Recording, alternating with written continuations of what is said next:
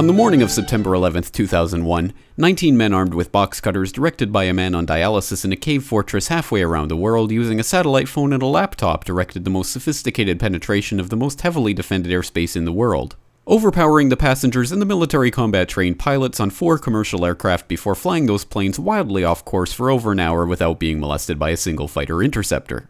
These 19 hijackers, devout religious fundamentalists who like to drink alcohol, snort cocaine, and live with pink-haired strippers, managed to knock down 3 buildings with 2 planes in New York. While in Washington, a pilot who couldn't handle a single-engine Cessna was able to fly a 757 in an 8,000-foot descending 270-degree corkscrew turn to come exactly level with the ground, hitting the Pentagon and the Budget Analyst Office where DoD staffers were working on the mystery of the $2.3 trillion that Defense Secretary Donald Rumsfeld had announced missing from the Pentagon's coffers in a press conference the day before, on September 10th, 2001. Luckily, the news anchors knew who did it within minutes. Osama bin Laden. The pundits knew within hours. Osama bin Laden. The administration knew within the day. Terrorists who committed these acts and those who harbor them. And the evidence literally fell into the FBI's lap. That a hijacker's passport was found blocks from the World Trade Center crash site, if you can believe that. But for some reason, a bunch of crazy conspiracy theorists demanded an investigation into the greatest attack on American soil in history. That investigation was delayed, underfunded, set up to fail, a conflict of interest, and a cover-up from start to finish. It was based on testimony extracted through torture, the records of which were destroyed. It failed to mention the existence of WTC-7, Able Danger, P-TECH, Sibel Edmonds, OBL and the CIA, and the drills of hijacked aircraft being flown into buildings that were being simulated at the precise same time that those events were actually happening. It was lied to by the Pentagon, the CIA, the Bush administration, and as for Bush and Cheney, well, no one knows what they told it because they testified in secret, off the record, not under oath, and behind closed doors.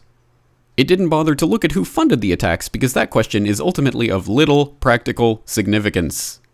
Still, the 9/11 Commission did brilliantly answering all of the questions the public had, except most of the victims' family members' questions, and pinned blame on all the people responsible, although no one so much as lost their job, determining the attacks were failure of imagination. Because nobody in our government, at least, and I don't think the prior government that could envision flying airplanes into buildings.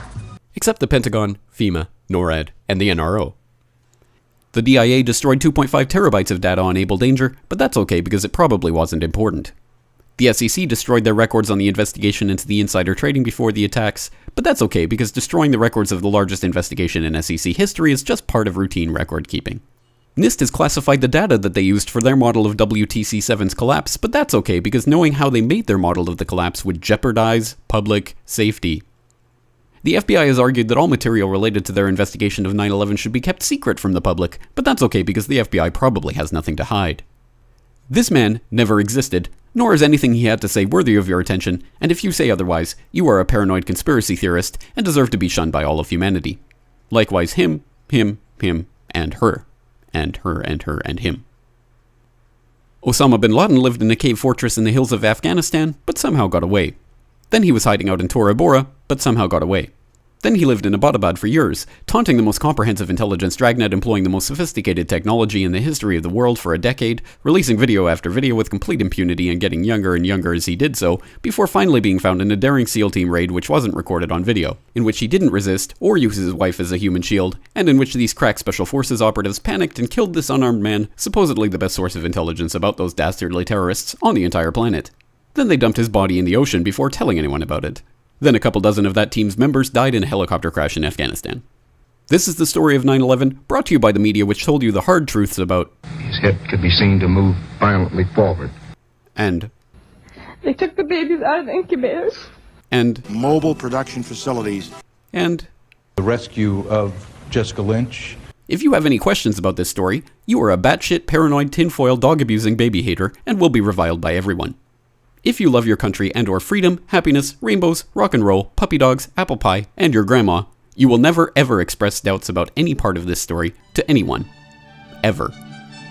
This has been a public service announcement by the Friends of the FBI, CIA, NSA, DIA, SEC, MSM, White House, NIST, and the 9/11 Commission.